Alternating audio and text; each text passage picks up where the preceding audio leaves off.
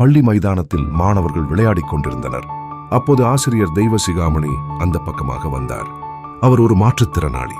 அவர் தூரமாக வரும்போதே மாணவன் கதிர், டே அங்க பாருங்கடா யார் வர்றதுன்னு என்று கூறிவிட்டு காலில் ஊனம் இருப்பது போல நடந்து காட்டினான்.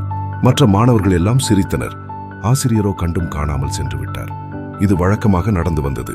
வீட்டில் ஒரே பையன் என்பதால் கதிர்க்கு செல்லம் அதிகம். அதனால் அதிகமாக குறும்புகள் செய்வான். பெற்றோரும் அவனை கண்டிப்பதில்லை. விளையாட்டு பிள்ளையாக இருந்தாலும் கதிர் நன்றாக படிப்பான்.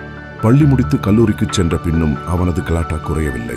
ஒரு நாள் கல்லூரிக்கு சென்று திரும்பிய கதிர் படுக்கைக்கு போனான். அசதியில் தூங்கியவன் மறுநாள் எழுந்திருக்கவில்லை. உடலில் ஜூரம் கொதித்தது.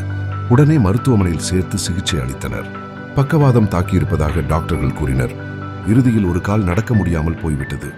அதனால் கதிர் கல்லூரிக்கு செல்ல வெட்கப்பட்டுக் கொண்டு வீட்டிலேயே முடங்கிவிட்டான். ஆசிரியரை நாம் எப்படியெல்லாம் கேலி செய்தோம், அதற்கு சரியான தண்டனை தான் கிடைத்திருக்கிறது என்று எண்ணிக்கொண்டான். நீதி கூர்ந்த நாம் மற்றவர்களுக்கு துன்பம் செய்தால் அந்த துன்பம் நமக்கே வந்தடையும்.